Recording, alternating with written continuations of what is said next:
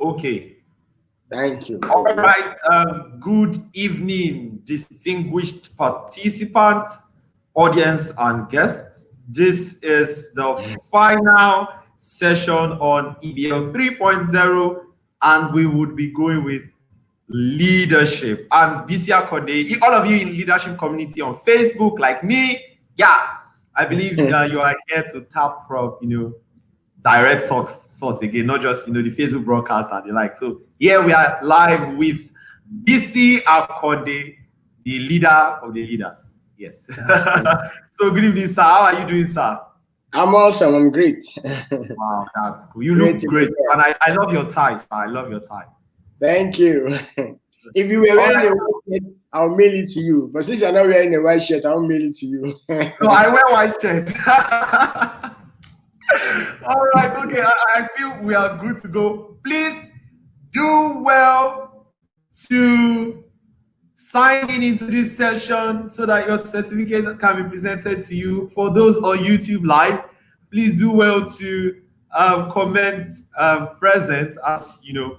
Yeah, and we are good to go. So, can we have his profile? Can we have his profile popped up? Can we have his profile popped up so we could do some reading and zoom into today's session? Yeah. And the control room, please, let's do that so we can be okay. I'm blessed is here. Thank you. Bisi Akande is a certified speaker, trainer, and coach with the John Maxwell team, a team of international independent coaches and leadership consultants. He holds a Bachelor of Science in Chemistry from the University of Jos, Master of Science in International Relations and Strategic Studies from Lagos State University, Ojo, and another Master of Business Administration with special interest in Human Resource Management from the Redeemers University, Nigeria. He also has a postgraduate diploma in theology. Bisi Akande is a member of several professional bodies, including Nigerian Institute of Management, Chartered Institute of Personnel Management, amongst others. He serves on the board of the Redeemers Business School, a training arm of the Redeemed Christian Church of God, and is privileged to act as her executive secretary.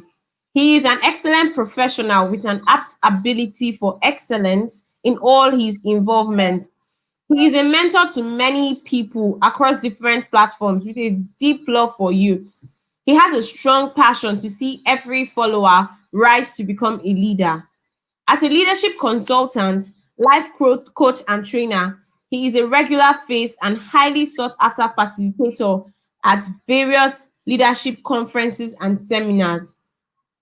A prolific writer, Bisi Akande has authored various books, including Strength for the Journey, The Habit series, Stand Out, amongst others, and published magazines, which has had great impact on its readers across the globe. He currently serves as the pastor in charge of Youth Province 1, a network of churches under the Redeemed Christian Church of God for young adults and youth. He is happily married to Ololade Akande, and their marriage is blessed with children. Ladies and gentlemen, with a virtual ovation, let's make welcome Mr. Bisi Akande. Welcome, sir. You're welcome. Thank you. All right, welcome Bisi Akande to today's session. We are really delighted, and the strength to move on. I think that's one of the names of the book. I know I did not get it right, but please, everybody should gather strength, because what we hit you today, you will run. All right, so over to you, sir. Like you said, we'll try to make around 30-40 minutes, and I believe that's cool. That's cool. So I have Grace Esoe here, and she would be co-hosting this session with me. So over to you, Grace. You can do the introduction, then it comes in. Thank you.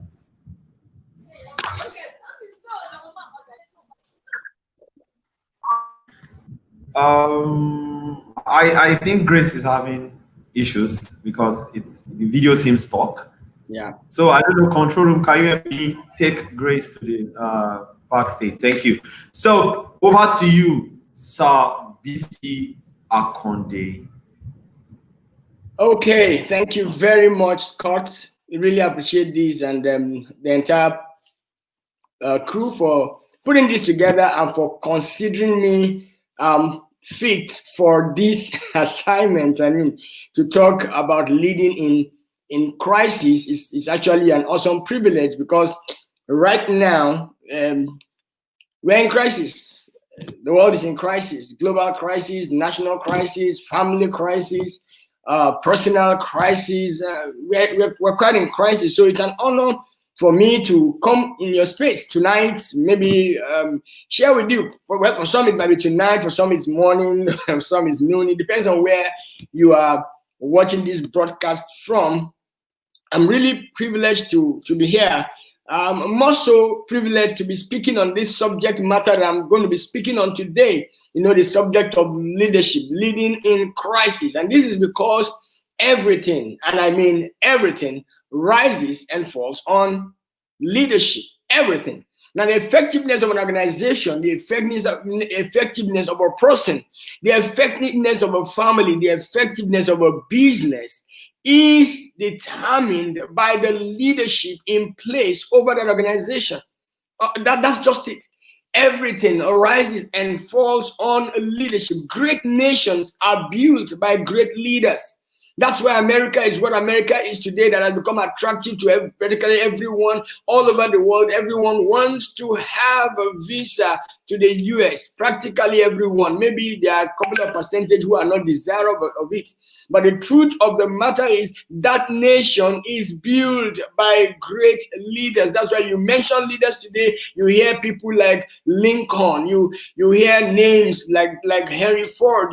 You hear those names who came out of that space in the United States of America. Great nations are built by great leaders. Great organizations are built by great leaders. That's why you have Ford Company. That's why you have great names that you can talk about, and you see the greatness of the name, the company is determined by the greatness of the leader that is behind it. Everything rises and falls on leadership. It's called the leadership lead. That is the lead upon which the leader operates will determine the height that the organization is going to go. So wherever you find yourself as a person, someone led you there or you led yourself there. That's the absolute truth. You either led yourself there or someone led you there. So leading is critical, and it's important. Crisis is also something that we need to talk about. We need to know about. And that's because the world faces crisis at some point in time.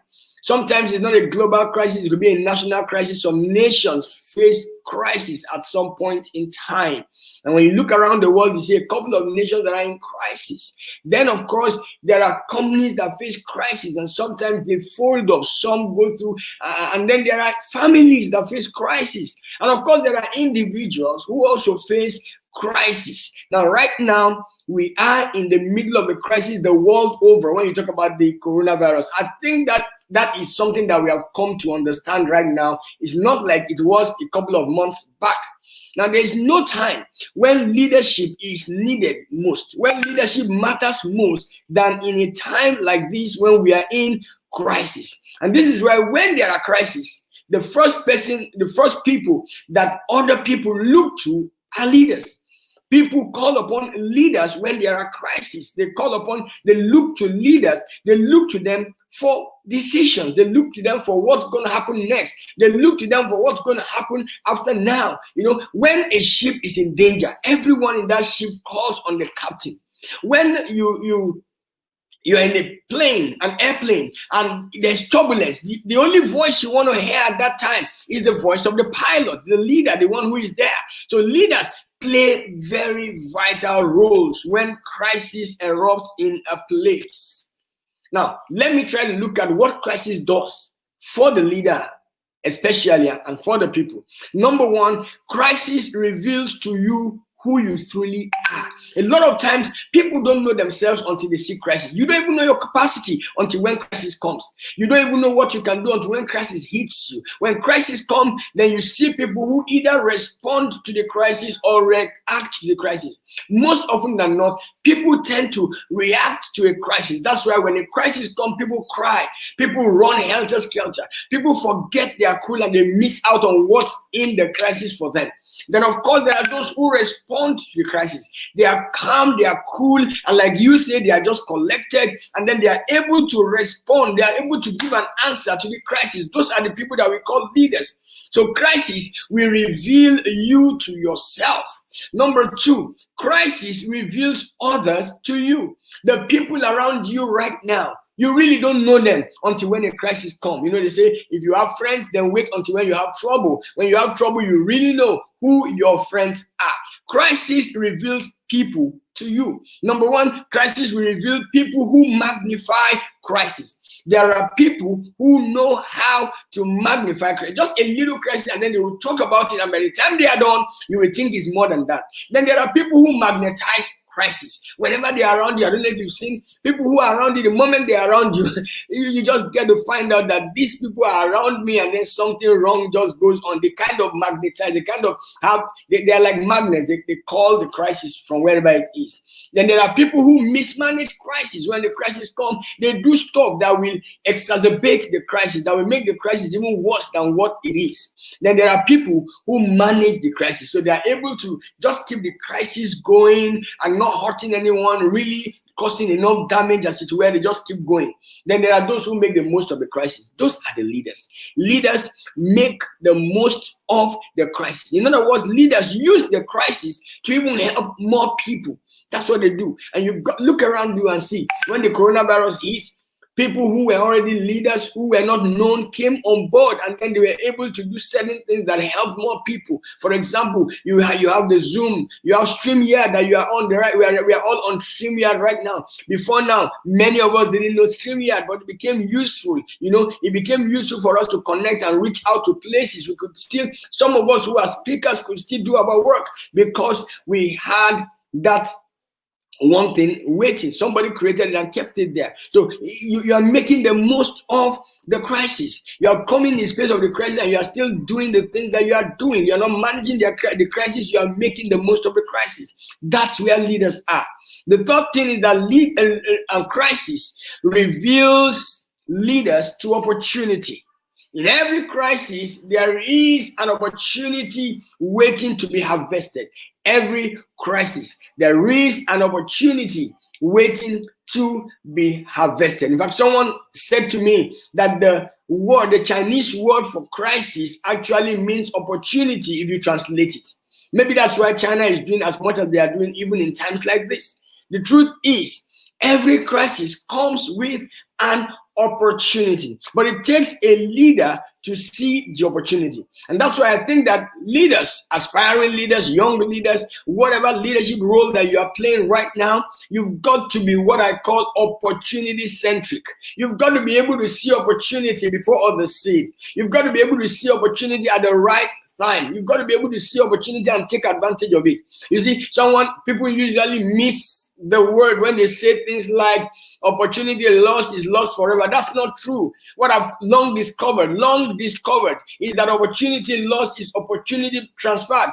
If you don't take the opportunity or you don't see the opportunity, that's just because you are not a leader in that sphere. Those who are leaders in that sphere see the opportunity and they take advantage of the opportunity for themselves and for others. So crisis reveals you to yourself, crisis reveals other people to you, and crisis reveals opportunity to you. Now, let me talk about leading. Leading is the ability or the capacity that you and I have to use our gifts to influence others in the direction of a desired outcome. I take that again. Leading is that capacity or ability that you and I have to use our gifts to influence others in the direction of a desired outcome. So when we lead, number one, it has to do with capacity. What does it mean? Having to do with capacity means that you can develop it, you can grow it. Now, I've heard people say things like, "Are leaders born or are leaders made? And I don't know how you want to answer that question. Maybe you want to tell me how you want to answer the question. I'd love to hear what you want to do. Are leaders born or are leaders made? And the question I would like to ask is there anyone on the face of the earth who was not born? Leaders, of course, are born, but the truth is that no one is born a leader. Everyone who becomes a leader is made a leader. The environment, the learnings you put yourself into, your creativity, your ability to learn, to grow, and to change. That's what makes you a leader. That capacity is what is the ability that you have, that capacity you have to use your gifts, which means that leading begins with gifts. Leading, gifts begins with leading. Leading begins with gifts. I want to put it that way, because the truth is that gifts are common to all. Everyone has a gift. So if you have a gift, whatever your gift may be, that means that you already have what it takes to lead. All you need to begin your journey is a gift. I often say that there are three things about leadership. Number one is that leadership begins with you. It begins with you because you have a gift. You have a gift, and it's from the point of your gift that you can begin to lead. Look around you and you will see that people that we have recognized today as leaders are people who utilize their gifts for the good of all. They used what they had to reach to others, to add value to others. So as a person, you've got to be able to discover the gift that you have. You've got to be able to discover the gift you have. You've got to discover what the gift that you have. How much do you know yourself? How aware are you about yourself? Many times we lack self-awareness, and because we lack self-awareness, we don't get to see the things that we are supposed to see about ourselves. We don't get to touch the gifts that we have. So when next you want to ask somebody to introduce themselves to you, or you want to ask you want people to be introduced to you, or you want to have someone introduced to you, or you introduce to someone else, can I say something to you? Before you get to yourself to be introduced to someone else, do you really know yourself? And I'm not talking about your name here, because some people will say, if I ask you, who are you now? Somebody will say, my name is, and that's not who you are. That's just your identification, not your identity. Don't confuse your identity with your identification. I am not Bisi Akande. Yes, my name is Bisi Akande, but that's not who I am. There are several Bisi Akondes, and those of you who know, you know that even in Nigeria today, there is another Bisi Akande somewhere, older than I am, probably more respectable than I am, more honored than I am. And I won't allow myself to die in the shadow of that name. Some of us have parents who have a great name, but you know what? You've got to look for your identity, and from the place of your identity, build your name and stop hanging on the name of someone. But no matter how long, how well you build your name, remember that it's not about the name. It's not about you. It's not about your name. It's about you, the gift that you carry. That's the truth. Whenever anyone is celebrating you, remember that they are not celebrating you as a person. They are celebrating the gift that you carry. That's why gifts are important. Go into yourself and find out, what are the gifts that I have. Your leadership begins from the point of your gift. When you find your gift and you clean up your gift, let me use the word clean up, which means that you actually improve your gift. You find your gift, you polish your gift, and you serve it to people. Then you are a leader. You are leading when you find your gift and you polish it. Don't serve people what is not polished. Don't serve people raw materials. And you see, that's God. God gives you and I raw materials. I call him God, the grand overall designer. He gives you raw materials. And when he gives you raw materials, he expects you to polish it and then to serve it to others. Now, your leadership is determined by the number of people that you serve with your gift. That's why you see those who call leaders today, they have great influence because they have so many people that have come to be served by their gift. So my question to you tonight is, who are you serving with your gift? Because if you are not serving anyone with your gift, then you are not leading. I said leading is the ability, the capacity to use your gifts to influence others. So the next word is influence. Leadership is influence. Like my mentor, John Maxwell, will say, nothing more, nothing less. You see, you can get to serve people in several ways. You can get people in a direction you want them to go in several ways. You can force them. You can manipulate them. You can use the principle of you do this, I give you that. But you know what? The best way to get people to go from point A to point B is to influence them. To influence them by inspiration, by using your gift. And that's the way to influence people, by inspiration. That's the way to influence people, by inspiration. So you've got to inspire them, and that influences them in the direction of a desired outcome. And that's very critical here. Leadership leads us to desired outcomes. In other words, leadership brings change. Leadership commands change. Leadership makes adjustment that leads to changes. I often say that any leadership that does not command change is due for change. If a leadership is not providing change, if leadership is not bringing change, if leadership is not creating change, that leadership is due to be changed. So if you find yourself in a leadership role, remember, you are not there to be liked by the people. Good, if they like you, they'll follow you because people like them. People like people who like them. If they find you likable, they are likely going to follow your lead easier. But you see, you are not paid to be liked. You are paid to bring about change. That's what leaders do. Leaders change things. Leaders don't stay with the status quo. Managers can maintain things, but leaders don't do that. When you see a leader around you, you discover that there's this unrest about a leader wanting to bring about improvement on a regular basis. So you've got to put that at the back of your mind. Your capacity to use your gifts to influence others in the direction of a desired outcome. So let me ask you a couple of questions. Are you developing yourself as a leader? Question number 2, do you know your gifts? What are your gifts? What strengths do you have? What are your interests? What are the things that are available to you that are not available to others? What do you see in you, around you? What do you see above you? What do you see behind you? What do you see ahead of you? These are questions you might need to answer. Influence. Who are you influencing today? Do you even know? Because a lot of times people influence people and they don't even know who they're influencing. Many times you don't even know. But you might not even know who you are influencing, but at least you could know that you are influencing people, and how you are influencing them becomes important to you. So let me move on. How then do we lead in times of crisis? How do we lead? And I'll share a couple of thoughts with you, maybe like 5 ideas. Some of them have inner ideas to the 5 ideas.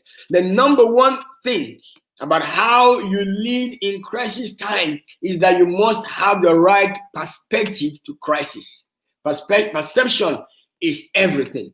You must have the right perspective to crisis. Your perspective talks about how you see things, you see, and how you view things determines how you do things. Let me say that again. How you view things determines how you do things. If you see a crisis as something that is going to finish you, destroy you, tarnish you, what you are going to do is that you are going to probably either freeze or flee. What do I mean by that? You are going to either just stay there and do nothing, or you run away from the crisis. And I know there are quite a number of people who say things like, me, I just do not want trouble. I don't want any wahala. Like, if you understand what I'm talking about. I don't want any wahala. So they stay in that place. I don't want no problems. I don't want no trouble. But the truth of the matter is that the more you run away from the crisis around you, the more you run away from the challenges around you, what you are doing is that you are running away from your success. You're running away from greatness. So you've got to have the right perspective. Let me share maybe 2. Perspective number 1, crisis is common. If you ever know a leader, if you have ever seen a leader, one of the things that you're going to be able to identify by a leader is that their plate is always full of crisis. They are going from one to the other, because the crisis is the only thing that makes for their growth, that makes for their development. The crisis is what helps them to ride and glide to the next level of life. There will always be crisis around you, always, in every nation. If you finish one, if you ask any leader, it's either you're just getting into a crisis, coming out of a crisis, or in the middle of one right now. That's what leadership is like. So crisis is common. So you don't look at the crisis and say, no, this is special. We've never seen it before. When COVID began as a pandemic, a lot of people initially thought that had never happened before. Of course, you know, like you said, read in my profile, I pastor. So a lot of pastors said, how can you close the church? It has never been done before. But we realized by study that 100 years ago, the same thing happened. And I like to let you know that because of information, because of communication, a lot of people died then more than they died now, especially in this part of the country, in this part of the world, rather. So crisis is common. It's common. So you've got to know how to view things right. The way you view a thing determines what you do about that thing. Number two, crisis is an indication that we need to make adjustments. That's another view to crisis. It is an indication that you need to make adjustments. You see, as a young boy, I go out to play football. These days, I'm not really in the football thing again. I don't like football that much because I maybe outgrew that side of my passion. But I used to like to go play football, and because we didn't come from the big homes, I play with my foot. I had no shoes for my football, so I go play with my foot. Most often, because again, the ground is not really leveled, it's not solid, something usually happens. I hit my foot against a stone. And then, maybe because the foot was tender, when I hit it against those stones, it scales, and there's this peel. I know the remedy. If I get home and I tell my mom what happened, I know what she's going to do. What she will do is that she's going to bring something that is called iodine. And that thing can be so painful. In fact, it's so painful that it bites you. So what do? I hide the injury as much as I can. So I go home and I don't let anyone know. I just hide it. I'm able to stop the bleeding, so I hide it. And I hide it for maybe a day or two. But when I hide it, I discovered later on, because it has happened a couple of times, so I observed that as I hide it, I begin to feel a pain somewhere else. I feel the pain somewhere around my thigh. I don't know the connection, but that's what happens. And when I feel that pain, sometimes I begin to limp. So my mom will realize that I'm limping, and then she'll say, what happened? That limp, that pain begins to let her know that there is a problem somewhere, that there is an injury somewhere. So she picks on me and gets to my leg to find out the injury. Crisis is an indication that you have or you need to make some adjustments. Now, I know that many of us are young people, and I know a lot of time people will say, oh, COVID happened, and this is it, the world has changed because of COVID. The truth is, COVID just brought the reality that we needed to do a long time ago. All these things that we are doing right now, all these networks, all these technological advancement that we are seeing today, they've been on ground. It was the crisis that made us realize that we needed to make adjustment. The moment they shut down churches, the moment they said you can no longer go to the office, everybody began to do something that they had never done before: work from home. Adjustment was necessary. And I don't know what kind of adjustment you need to make. But learn this: you've got to have the right perspective to crisis. So can I ask you a question? What is your perspective to crisis? How do you see a loaf of bread? Half loaf or a full loaf? What do you say to yourself? Half a loaf of bread is better than none. Well, I say to myself, if half a loaf of bread is better than none, I don't agree. Because if half a loaf of bread is available, I need to ask myself, where is the other half? A bird in hand is worth two in the bush. Okay, since the bird is in my hand, can I put it in my pocket and go for the two that is in the bush? Why stay with just one bird in my hand if I know there are two in the bush? Who do you think you are? I know who I am, so I stand with who I am. You've got to play the card that you are dealt. Who dealt it to you? They normally say, if life gives you lemon, make lemonade. But if you didn't order for lemons and life gives you lemon, ask for what you wanted.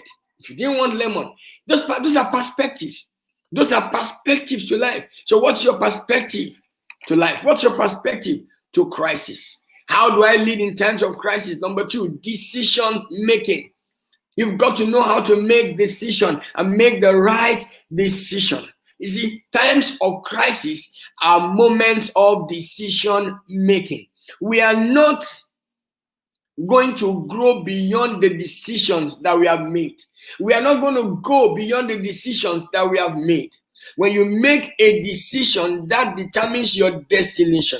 So decisions are very critical. Now, not making a decision either because of fear or because of not knowing what to do, is also a decision. When you say, I won't make a decision, what you have done is that you have made a decision to remain where you are. So right now, you've got to be making decisions. You've got to be making decisions of where you want your life to go. You've got to be making decisions of where you're going to be. What is the kind of person you're going to spend your life with? What kind of friends do you want to have? What kind of values would you want to live your life on? You've got to be making decisions. And when it comes to decision, I'd like to share maybe 2 thoughts on decisions with you. Number 1, before you make a decision, know the options that are available to you. See, life never leaves us without options. People say a beggar has no choice. I don't agree. He can choose not to be a beggar. He can choose to do something. He can choose not to beg. That's true. Options. Our life is full of options. Our lives are full of options. That's why you have day and you have night. So as a leader, you need to know the options that are available for you. Am I going to go with the people or stay here? Am I going to go in this direction or the other direction? So you've got to know the options available before you take your decision. Let me say this again. Life never leaves you without options. Number 2, the second thing I want to share with you about decision is never make a permanent decision over a temporary problem. And I see a lot of people do this. They make permanent decisions over temporary problems. You have a relationship issue with somebody that is your friend. Maybe he did something you didn't like, and because of that, you take a permanent decision. I will never speak to him again. You never can tell whether you will need that person in the future. So as a leader, you've got to understand how not to make a permanent decision over a temporary problem. Never make a permanent decision over a temporary problem. I'll add one more. In making decisions as a leader, learn to put people first. That's very critical. See, people matter more than projects. People matter more than programs. People matter more than profits.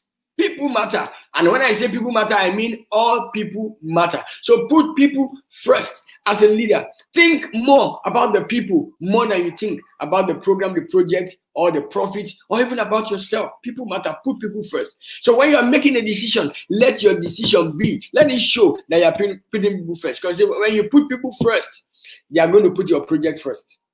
When you put people first, they put the work first. Put people first. Let them see that you are for them and you are going with them. The third way to lead in times of crisis is to keep developing yourself. Oh yes, I know there are 1 or 2 of you who are in the leadership community that I was privileged to found to get started with and to lead sometimes, I always say this, personal development. You've got to be growing in life. You've got to be growing in life. Now maybe I should just share this. I skipped it, but it's coming to mind to just share. See, when a crisis comes, there are 4 possibilities that each of us have. Number 1 possibility is that we can get swallowed by the crisis. Crisis swallows people. Look around you. There are some businesses that are gone. They've been swallowed. They have reached the peak of how much they can reach, and so the crisis swallowed them. They couldn't outgrow the crisis. There are those who stay in the crisis and they suffer the crisis again and again. They just suffer it again and again. There are those who kind of survive. They struggle to survive the crisis and they suffer a lot of losses. But they survive. But you know what? There are those who are able to steer themselves through the crisis, chart a course for themselves. We call them navigators. Those ones, they come out of the crisis and they are better. You know what? You don't go through a crisis. You grow through a crisis. You grow through it. You don't go. Let me say that again because that's very important. You don't go through a crisis. You grow through it. Because crisis challenge you to reach for more. Crisis challenges you to be more, do more, so that you can have more. Crisis challenge you. Crisis stretch you. That's what it does. It stretches you to be your best, to give your best, to give your all. That's what it does. So keep developing yourself through the crisis. Keep growing as you go. Keep growing as you go. Your most important asset is you. Can I take that again? Your most important asset is you. So give your best to developing you. I always say this. You are a good husband because you are. You are a good wife because you are. Yeah, you're a good father because you are. You're a good lecturer because you are. You're a good staff because you are. The day you no longer are, that day you cease to be a good anything. So you need to be more. You need to reach for more. You need to grow yourself. Number 4, and that's the 4th one now. Just one more to go. Make room for faith. If you are going to lead in crisis, make room for faith. Believe in a brighter future. That's what leaders do. Believe in a brighter future. So when you believe in a brighter future, you help the people to believe in a brighter future also. It takes faith to make change happen. It takes faith to make change happen. Leaders who lead in times of crisis believe. They don't know the outcome, but they take steps believing that a good thing is on the next journey. You've got to make room for faith as a leader. In times of crisis, make room for faith. Believe that this also shall pass. Let me say this because this is critical, and that's my last point. The last point is to lead in times of crisis. You've got to be a voice of hope. We call them dealers in hope. That's who I am. I'm a dealer in hope. I have hope that things are going to happen. I have hope that tomorrow is going to be greater. I have hope that tomorrow is going to be better. I have hope that crisis will lead me to a greater future. I have hope. And that's what we should do. Why? Because there is fear. When crisis comes, people live in fear. And you don't want to leave your people in fear. And I don't know who your people are. Your people could be your brothers at home. They could be those who are younger than you. But the truth is, if you are leading anyone, then you must be a voice of hope. You must be speaking and letting people know. Because sometimes people don't speak. And leaders must communicate. Leaders must speak. Leaders must communicate what's going to happen. They must communicate what they believe. They must communicate with consistency. They must communicate the values of the organization, the values they believe in, the values that will carry people further. They must communicate. So you've got to be a dealer in hope. Hope dealers they are never reactive, they are responsive. Because if you hope and you are able to say you hope that there's a bright future, you do things that are better, you do things that are bigger, you do things that are brighter, bigger, and better than what you are doing right now. If you have hope, you dream bigger dreams, you dream better dreams. If you have hope, you do big things. When people don't have hope and they're in the middle of a crisis, you know what they do? They just stop living. But please, can I say something to you? Stop dying even while you are still alive. So many people are dead. They are alive. They are living, but they are dead. And there are those who are dead, but they are still alive. Still alive because they had hope and they were doing things that were bigger than them. If you have hope, then be a voice of hope. Deal in hope. Be a hope dealer. Speak hope to others. Be a voice of hope. In the midst of fear, speak hope. When you speak hope, you help people come back into traction. Why did I say that? One of the things crisis does is that crisis breeds distraction. It makes people lose focus. But you are a leader. You don't lose focus and you don't allow people to lose focus. When a crisis comes, you help people to gain traction. You bring them back to traction. These are crisis moments. And this is that moment when leadership matters the most. Nothing matters today as much as leadership. I said before, everything, and I mean everything, rises and falls on leadership. Where people are, where people get to, is determined by the one who led them. Where you are today is a function of who led you or how you led yourself. Someone led you there or you led yourself to that place. So learn to lead in times of crisis. And when the crisis is over, when the crisis comes to an end, or when another crisis is emerging, you will be a bigger, better, and brighter version of yourself. I believe that with these few words of mine, I have been able to not impress you, but to impress upon you that even you can lead in a time of crisis. Thank you very much. I hope that added value to you. I appreciate your time and allowing me to step into your space. God bless you.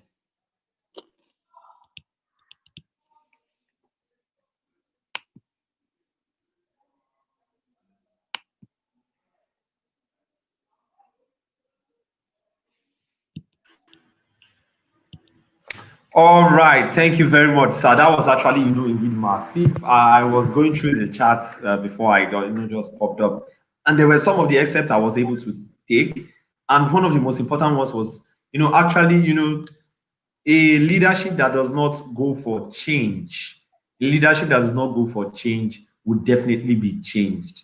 And we've seen, across the world, how some of these persons, the government addressed the pandemic, in line with all this racism and the likes.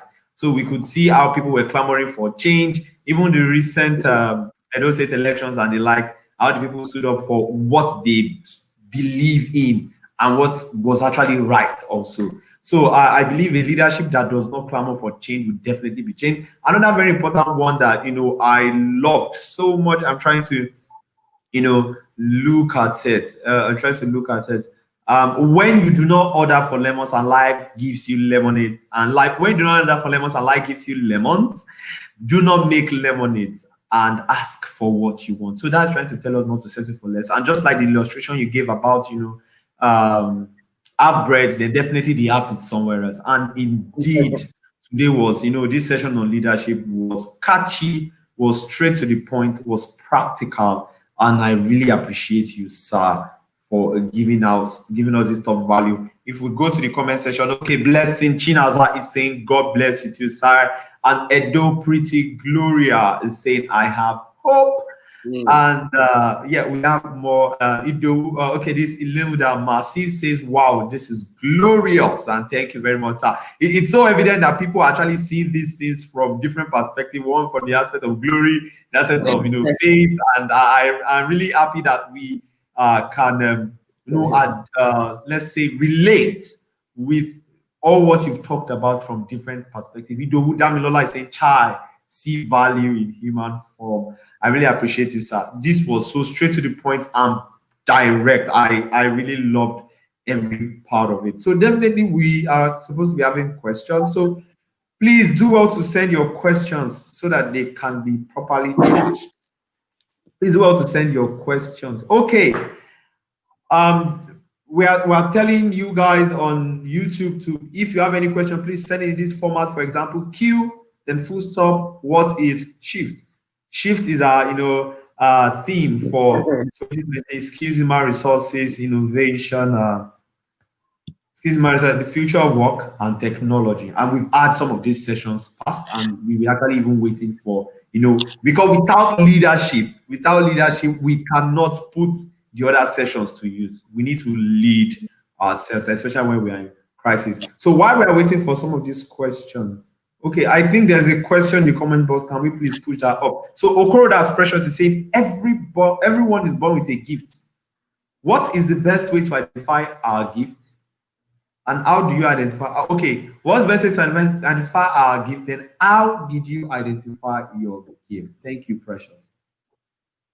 Okay, thank you, Precious. Let me try and answer that question. I love that question. I've had people ask that question a good number of times. And please permit me, I'm a person of faith. Of course, you heard from the profile that I'm a pastor. So first and foremost, whatever you have, whatever you can do, the product does not tell the product what the product can do. It is actually the manufacturer that tells the product what the product can do.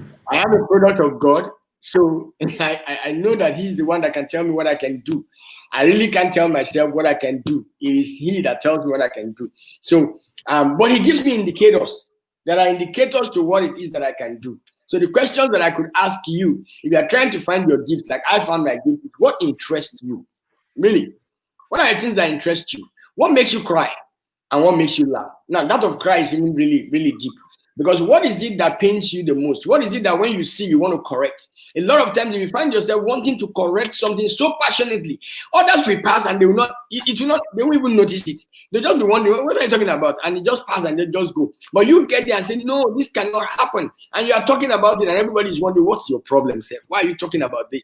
It's an indicator that you have a calling or a gifting in that area. an indication that you have a calling or a gifting in that area. So you've got to begin to look at it. Now, where we get frustrated, and I'm adding to the question now. Permit me to do that, please. Yeah, sure. Where we get frustrated is when somebody says they have a gift, and then the gift is not adding value to them. Because when you have a gift, your gift should add value to people, but it should also add value to you. So people want to drop the gift because it's not adding value to them. There are 4 things that makes for a man to find their purpose. 4 critical things that I believe must be there for you to say, I found what I'm supposed to be doing. Number 1, you love to do it. Very critical. You love to do it. Number 2, you know how to do it. You may love to play football. If you don't know how to play football, okay, don't enter the field because only God knows how to bring you out. Number 3, apart from you loving to do it and you knowing how to do it, is that people need it. So look at your gift. Is it answering these 4 questions? And then number 5, the 5th question, I love this one. They are willing to pay for it.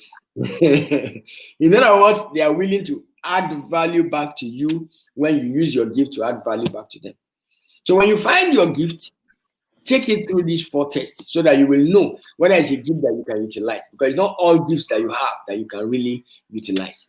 I discovered as a young child that I talk a lot. In fact, in my class, I don't know if they do this in school these days, but in my class then, my teachers will ask me to write the names of those who are making noise because my teacher already knew that I will be among that number. Since I'm the one who writes it, something tells me that you can't write your name. So what do? For whatever it's what, for that split second, what do? I keep quiet. And because I kept quiet, everybody also keeps quiet because I make noise, they make noise. So somehow I keep quiet. But I discovered that, when they say you talk a lot, it might just be an indicator that your gift is speaking somewhere. Today, what do I do with my life? You read so many things. I have a BSc in chemistry. I don't even know what a chemistry lab looks like anymore. I was shocked. That's the truth. I grew up in the lab. I did sciences, I did physics. I was in love with physics. I loved chemistry. I loved to see the experiments take place. I loved biology. These were things I did. I did mathematics and additional mathematics. I know some people don't like mathematics, but I did additional. But today I don't even know what those things are. Pi, root, square, right, and all that. Those things are no longer in my agenda. Right now, what am I doing? I'm speaking. That's what I do. I speak in church. I speak outside church. And is it adding value to me in terms of paying me? Yes, it is. So it is. So I don't look down on any gifts. If all you do, there are people who are gifted in just recognizing certain things and they do it. So so that I can take other questions. Let me break it on that note because I love that question. All right, thank you very much, sir. Okay, from Joshua Osayaman. Yeah, it says, how best can a student lead respectfully when given a leadership role in a team of non-students or graduates? This is really critical. Like, how can you, this small boy, just come and lead? What do you know? So how can we address that, sir? Can I give you one answer? One answer will be lead yourself. If you lead yourself very well as a young person, and I don't want you to even think about yourself as a young person, please don't quantify yourself. Don't verbalize yourself. Sorry, I use the word verbalize. I mean, what is a verb? A verb is supposed to be something that you use to describe. I mean, am I correct? It's been a while since I went to school. An actual word.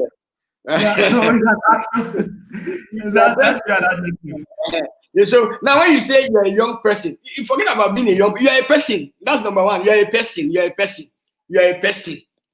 When you say you're a young person, you have tried to quantify yourself and then you have now shaped yourself with others. You have described yourself in view of other people and you have said, me, I'm a young person, they are older person. The truth is, first and foremost, okay, you're a person. So when you're a person and you are called into a place of leadership, lead yourself. Do what leaders do, and people will follow you. You look at it. Macron, the one that is leading France today, has done some tremendous, fantastic things. He's a young man. The first and only black man to step into the White House, Barack Obama, when he got into that office, he was 44 years. 44 years. Today we have somebody who is old enough to be his father in the same office. We can see the difference. I don't need to say much. You can see the difference. So it's not about how old you are or how young you are.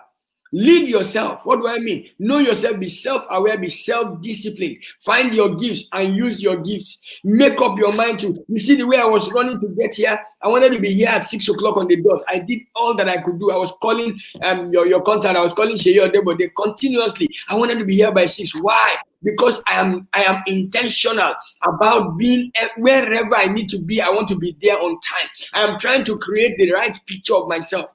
I want to be believable. I want people to trust me, because trust is the foundation of leadership. Build your character. One moment you are able to provide leadership in any space, whether you are young or old, it doesn't matter. I don't know if you have watched this video. I think it was in India or one of those countries around India. A young boy, there was rain and the tree fell and blocked the vehicle. This young boy, everyone was sitting in their car, including the police. This young boy got to the tree and began to make an attempt to. He could not move the tree. He couldn't move the tree. But when he got there and he was pushing, younger boys like him came and joined him and they started pushing. Of course, they couldn't push it. But you know what? Either by inspiration or by shame, the senior people that were there now joined. And eventually, they got the tree out of the way. And everybody became unstuck. That's what leaders do. Leaders make change happen for others. If you make change happen in your role, whether they are students, graduates, or whatever, it doesn't matter. They will follow you. Trust me. Yeah, so that was a direct response to that question. You have to lead yourself when you find yourself in a community where age is limiting you. So I don't know if we still have more questions. Please, if you have more questions, we are about rounding off this session, and this may be the best time you have to ask whatever you want to ask, unless you would have to go to leadership community to do that. But for quick responses, please send your questions now. All right, I think there's a comment. Okay, it was Joshua saying, thank you, sir. Yeah, Joshua is saying, thank you, sir. So we are towards the end of today's session. And,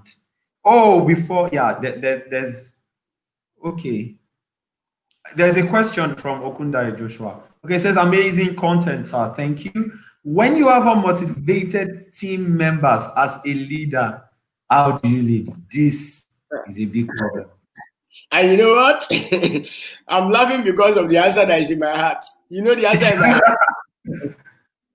When you have unmotivated team members as a leader, how do you lead them? Motivate them.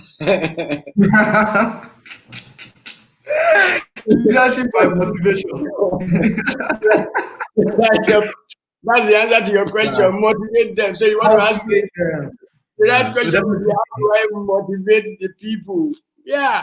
So anyway, if you want to motivate people, become inspiring. Be inspiring. Be inspiring. Get to become more inspiring. So find out, study the show, what inspires them. See, value what people value. They will value you. They will follow you. Value what people value. So find out. Somebody has already asked me that question. How do you motivate them? Exactly. Value what they value. You see, people like people who like them. And people like people like them. Let me say that again. People like people who like them. People like people like them. One great way to motivate people is to inspire them by being the kind of person that you want them to be. See, don't always lead by showing people. By telling people. Lead by showing them. Be an example. When you have a highly motivated leader, then you are going to have a highly motivated team members. And I know that this does not agree with what you probably have seen when you think about it, but look deep into it. It starts with one person. If you get one person motivated, others begin to grab the motivation. Look at the leader. A motivated leader will always get a way of transferring that motivation to the people that he is leading. So get to motivate yourself. You go and motivate yourself. Now, when you find yourself in a place where people are not motivated, if you don't know how to get yourself motivated, what happens eventually is that you become demotivated yourself. To get yourself motivated, think about the big picture. And maybe somebody needs to type that there and broaden, let them see. Think about the big picture. What is the big picture for you? What picture are you putting ahead of you? What's the big picture for you? What is it that we are doing here? What are we doing? What is JC? I think it's JCI. What's JCI? What is JCI for? Why are you there? Are you just there because they need to have an organization, so let's have it? No, you are there for a purpose. There's a reason why you came on board in the first place. So put it on. Let people see the big picture. People will always follow a dream that is bigger than them. Let me say that again. People will always follow a dream that is bigger than them. Vision motivates. So always put, that's why if you go to a company, even though I don't think that those things are working for them many times, when you go to a company, they just put a mission and a vision statement right in the front where everybody can see it. They don't put it there, even though some of them are outdated. And let me advise you, don't run with the vision whose time has passed. There are too many people that are running with a vision. I have a vision. I have a vision. The time for that vision has passed. If you permit me to just bring in a Bible passage somewhere, it says, write the vision. Make it plain for its appointed time. Of course, when the appointed time has now passed, what do you do?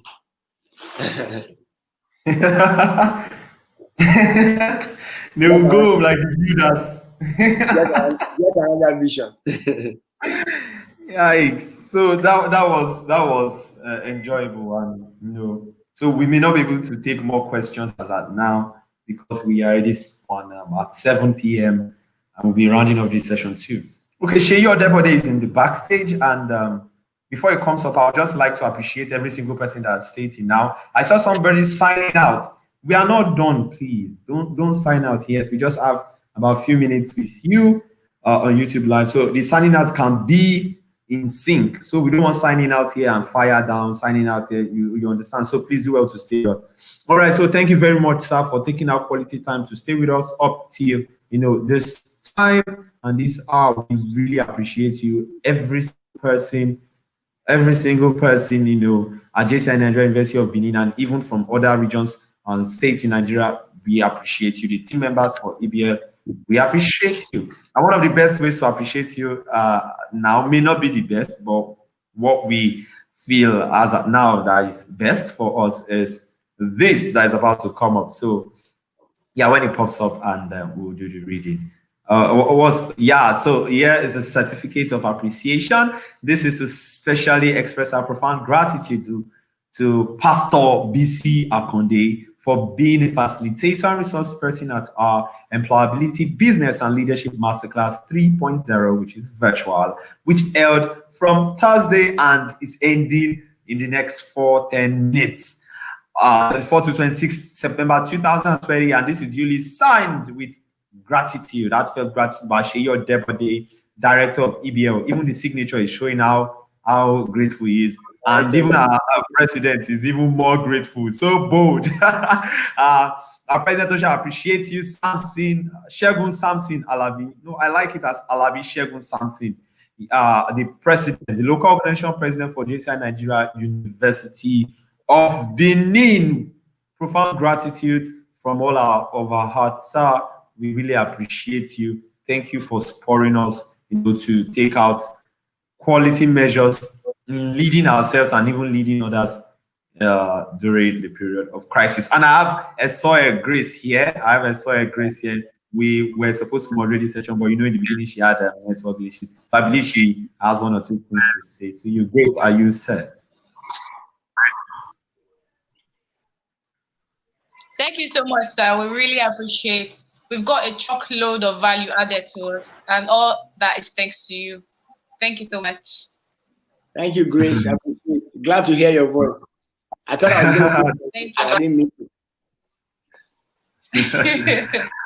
Yes, we are getting set. I think, yes, we are done. I'm just so excited, EBL from Thursday down to Saturday, and we are done. Like, are you kidding me? That's really been, quite engaging, and we thank God for that. So thank you once again, Bisi Akande, for taking our time to take us through the journey of leadership. All right, from Thursday to now, we are grateful. Can you please pop up like fire emojis right there in the comment section? Let's know you are still with us. Let's know you are still with us. Please do So Damilola is saying so much words of wisdom. Okay, Sheyi Odebode, the director of this beautiful project, EBL 3.0, will be coming up to give us, this is a Thanksgiving service right now. Yeah, so over to you, Sheyi. Please, can you bring Sheyi up then? Yeah. Sheyi, okay. Can we relax? There's so much words of wisdom, please. Can we relax that so we can see his name? Can we relax? There's so much words of wisdom. So over to you, Sheyi. Thank you very much, Scott Peter. I'm really glad to have you on board this project as our head of communications. Thank you very much, Scott.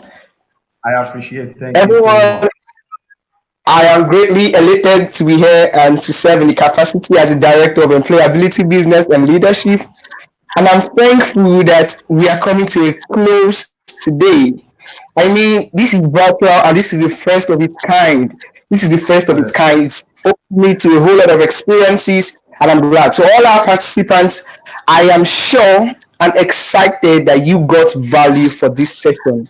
And one thing that's important is you've got this, you've learned this. It's time for you to execute and take action. It's time for you to execute and take action. I would like to acknowledge the local organization president, Shegun, whose father's name is Alabi. Thank you very much, sir, for the privilege to serve as a director in your administration. Thank you very much to the vice president project, my boss, Kajetan Iyenagbe. Kajetan Iyenagbe, today EBL Masterclass has come to a successful end. Finally, we are glad to host this virtual session. Thank you, Kajetan. Thank you. I'd like to appreciate the director too of Employability, Business and Leadership. I'm not the only one sailing this ship. Blessing, Honor, Osage, thank you so much. I have a couple of names I could mention, but if I am to do that, I just will not exhaust my list. But what I've mentioned, everyone who have up this particular session, our head of units, head of publicity, Honor, as deputy head of publicity, Chibedere, thank you so much. Our head of finance and logistics, Evans Omo, assisted by Chibima Ifezulike, head of follow-up, Adesua, and every other person who have been on this team, the content team, the graphic team, everybody, you all are worthy of my mention. Thank you so much. As we bring EBL 3.0 to a close, it is my profound to say thank you to everyone of us. All right, I wouldn't know local organization president is here. I'd like to take a bow as he take off the stage. All right, please give it up as we welcome the local organization president, in person of Shegun Alabi Samson. And to join JCI Nigeria University of Benin, please do reach out to Director of Membership George Ozigabu, 070393571112, 070393571112.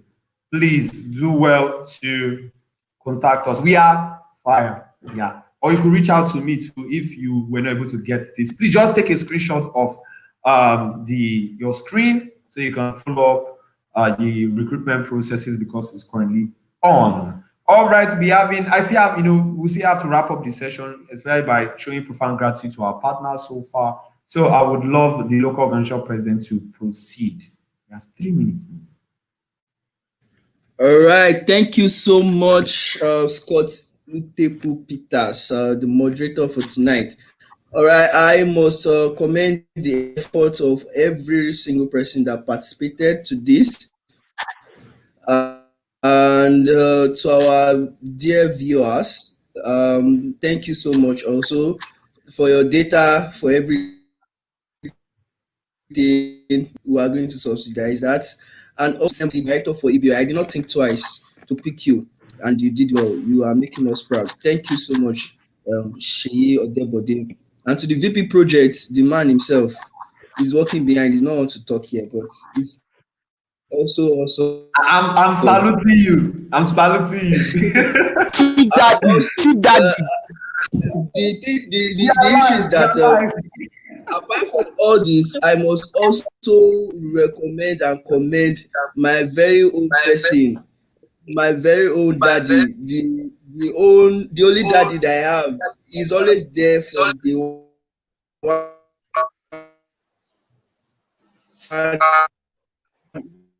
When I was a baby in JCI University of Benin, his buoyant, his wisdom, his guidance and everything. When I was VP Project 20 top no AK, please, he's always there. He graduated since 2018 and he's always supporting us. Thank you so much. Thank Prof K, you thank you so much. all Thank you so much. so Okay. much. I think All right, is that buddy. all, So, sir? not to waste much of our time, we'll meet when school resumes, and I'm looking forward to the first JTI party. Please make sure you don't miss that. And our business meeting after resumption is going to be massive. Thank you so much. Have a wonderful night rest, everybody. All right, that Personally, was a cannot wait for brilliant. we have got to Okay, turn up. Please. turn off. Okay, thank you very much, Grace. Thank you so much, Grace. It has been a beautiful day. No, can we just take them one by one, please? Can we take them one by one? We have just 1 or 2 minutes to do that. Please, can we start from the beginning? Okay, it has really been a beautiful journey so far, so good, and I am really Indeed. overwhelmed and I'm excited. Yes, that yeah. So for persons that joined us apart from the EBL team and the likes, we also have partners. We also have partners for this project. Grace, can you please turn off your audio? I'm getting feedback. Okay, so we also have partners for this project. And can you please let me relax this comment so we could just take this and we would wrap it up. Okay, this is Student Finance Club, University of Benin. Thank you so much. You are very in line with skills and even just organizing the student career fair. There was a time for you to join us. Thank you so much. Yes, our partners and our sponsors. Thank you so much. Okay, we have the Golden Age Executive. Can we go back to Golden Age Executive, please? We have Golden Age Executive, the Student Union Government 2019-2020, University of Benin. Thank you so much for endorsing this program. I really do appreciate you. Next partner, please. Next, please. We have Achievers Connect that connects people with learning opportunities to upskill themselves. Thank you so much, Achievers Connect. Impact Africa Initiative. Thank you so much. Using social entrepreneurship, skills to aid people. Impact Africa Initiative. Thank you so much. The Rotaract Club of the University of Benin. You've been doing wonderful all the while since you decided to partner with us. Thank you so much. Today's Leaders Network International, that's Stalin, that equips people between 19 and 29 with skills, set to equip skills till 2035. Thank you so much for partnering with us. We really appreciate you. And Talk Active Africa, the social impact brand that aids social impact visibility for youth, young adults, and individuals and organizations across Africa. Thank you so much for being a beautiful part of this project. You could check our previous newsletter and see we talked about that. Can we please move all these ones away? And these are beautiful ebook, Inside Life. It's a shocking reality. So you just need to get hands-on, experiences from people. And one of our partners, Honorable Osato Ide, Vice Chairman of VIA Northeast. Thank you so much. There are still, some persons that as at now, I cannot remember the names. And yeah, so thank you so much to every of our sponsors and partners. I am really delighted. And lastly, I would like to really celebrate Exousia Media. Exousia Media did so much for us. Exousia Media, thank you so much for being an incredible partner for EBL 3.0. All our beautiful designs were from Exousia Media. So those designs that caught your attention were actually from Exousia Media. And Toya Atonda was also one of our sponsors for this. And Mayor Graphics for videos. Thank you so much.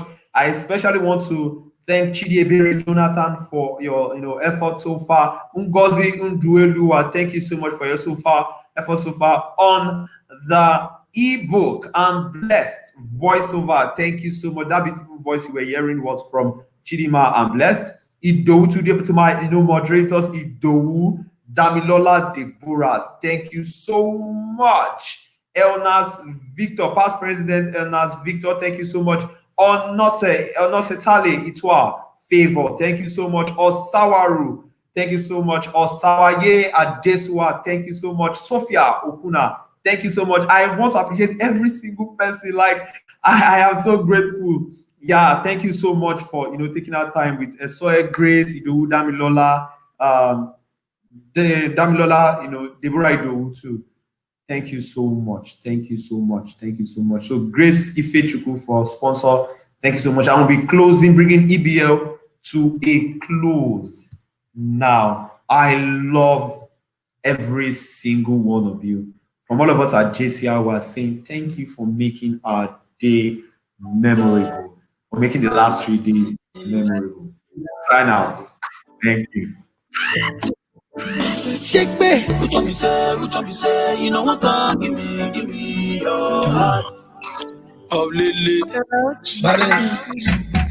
nice to meet ya. Betty Bob, and I've met her. Make we link up later. Let's Bob, it get what you like it. When you see the yeah, which one you say, you know if you trust. Like that, yeah. So tell me how that you know. Say,